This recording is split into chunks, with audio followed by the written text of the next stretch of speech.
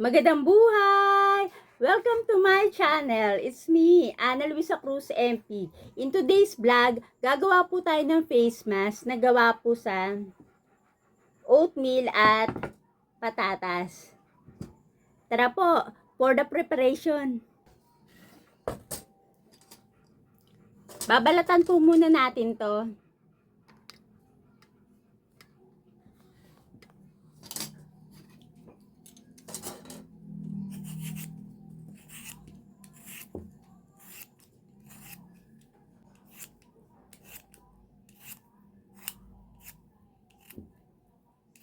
Hiwain naman po natin.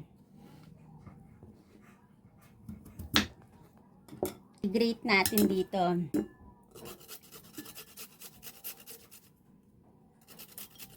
Dahil kukunin po natin yung juice na.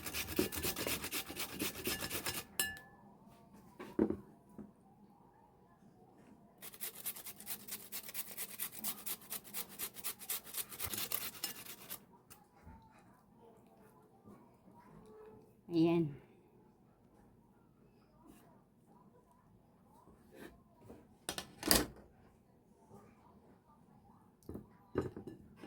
And then, kukunin natin yung juice. Yung juice naman ito.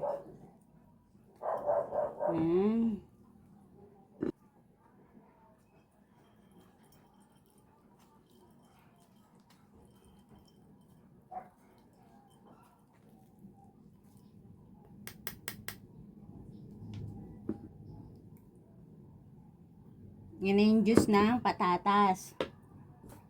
And, itong oatmeal naman, lalagyan po natin ng mainit na tubig.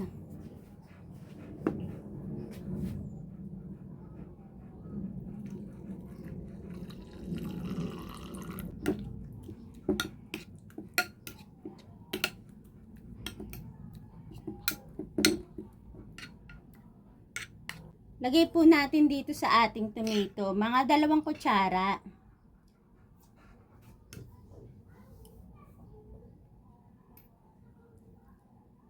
Dalawang kutsara ng oatmeal. So, ayan.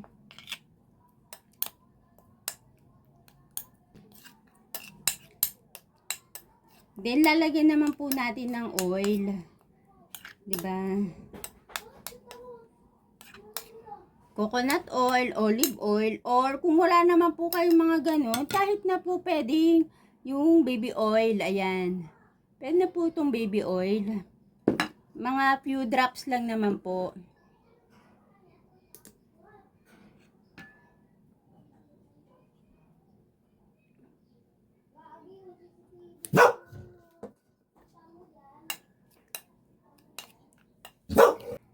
Ayan, natapos na po natin yung preparation ng ating face mask. Ngayon naman po, kinakailangan, bago natin i-apply yung ating mixture sa ating mukha, maghugas muna tayo ng mukha. Diba? Kinakailangan wala rin siya mga dirt, yung ating face, ano.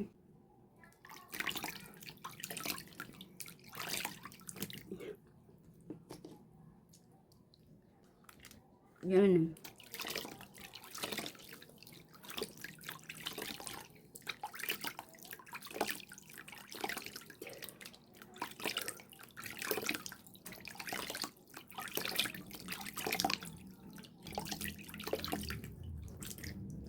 Okay.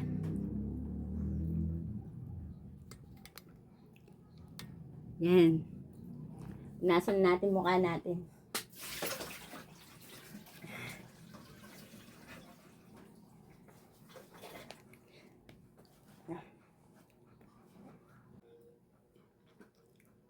So, ayan po. Mag-a-apply naman po tayo ng ating mixture. And then, bago po tayo mag-apply, kinakailangan po yung mga bangs po natin. Medyo ano po sa ating mukha, ano. Gagamit tayo ng headband. O kaya naman po kung may shower cap po kayo, para po mabalutan po talaga yung inyong buhok. Hindi po lalaylay dito sa ating mukha. So, ito na po yung ating mixture na ginawa. Meron po itong katas nung patatas, then yung oatmeal, at saka konting oil. So, ganyan lang po paglalagay. Na?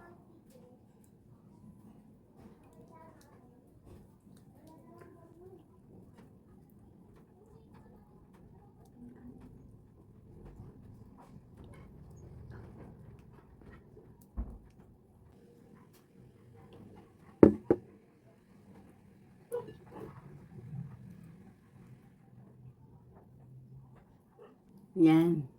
So, stay lang po natin ito ng mga 15 minutes sa mukha natin. I'm back, mga kaganda.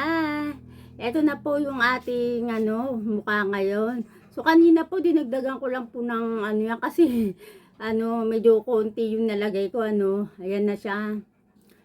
Mga 15 to 20 minutes ko na po itong naibabad sa mukha ko. Hindi naman siya totally matutuyo talaga. So, dapat lang ma-absorb ng ating skin yung mixture na ginawa natin.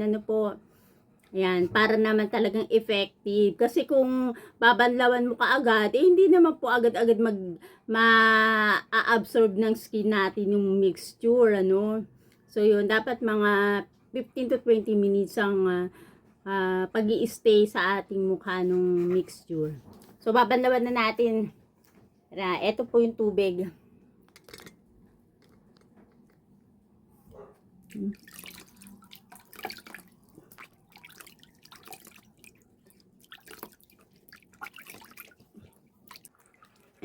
Gamit ulit tayo ng sabon. Yung soap.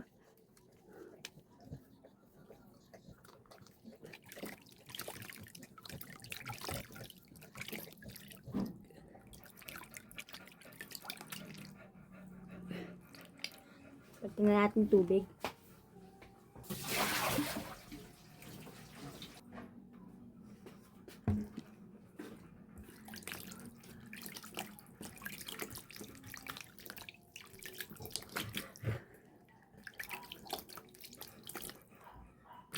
Ayan, hindi na madulas. So, okay na.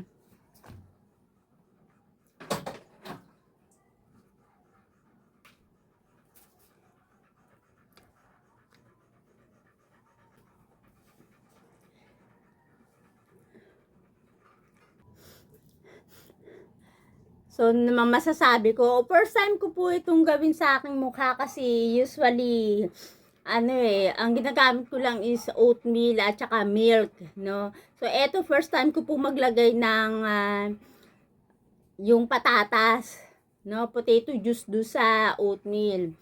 Kasi, based sa na-search ko sa Google, yung patatas kasi, meron kasi siyang pang-lighten ng mga blemish, kung may mga scars ka, o kaya naman, 'di ba, may mga high pigmentation sa ating mukha, 'di ba? So, nakakatanggal yung potato juice. So, I decided na i-mix siya dun sa oatmeal. Kasi yung oatmeal naman, as you see naman yan, is nakakapag-moisturize ng ating mukha, 'di ba? Nakakapagpalambot. Ay, ngayon talagang ang lambot ng feeling, 'di ba? Kanina kasi parang feeling ko dry na oily yung mukha ko, Dahil kasi sa work ko ngayon is nasa shifting duty ako, so nagpapanggabi ako, kaya talagang napipil ko na dull yung aking mukha, kumbaga parang talagang haggard na haggard, 'di ba? Siyempre nasa aging na rin tayo, age, kaya lumalabas na rin yung mga something dito sa aking mukha, yan. Kita nyo naman, 'di ba? Kanina parang ma-oily-oily talaga Kahit na naghilamos ako. Actually, bago tayo mag-umpisa dito, bago ako mag-umpisa mag-vlog, magsalita dito sa harapan ng camera, naghilamos na ako Kaso feeling ko nag-oily pa rin yung mukha ko, na dried. Alam mo yun, yung oily siya, naglalabas, nagsisikret siya ng oil, pero pagka inano mo yung mukha, yung skin ko, pagka ginanyan ko yung skin ko, rough, ba? Para maligas-gas. Kasi nga, dahil din sa dirt siguro, Yun. So, Ang aking result dito sa aking first time experience is good. Diba? So, yun.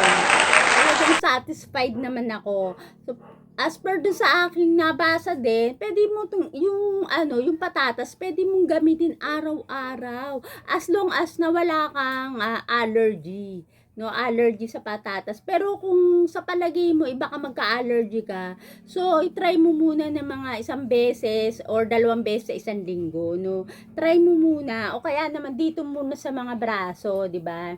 Dito muna sa braso natin, sa kamay. O kaya pwede rin sa paa. 'Di ba? Sa knees, yan, sa mga siko. Kasi nga, yung mga knees natin, 'di ba, may mga discoloration, may mga hypigmentation kasi yan yung karaniwan talagang umiitim-itim eh. So, pwede mo munang itry doon bago mo itry sa mukha mo. Kung sa tingin mo, hindi ka naman nangangati or wala namang pagkapapantal-pantal sa balat mo, so pwede mo na itry sa mukha mo, no? O, ayan. Sana po ang video na ito ay magustuhan nyo.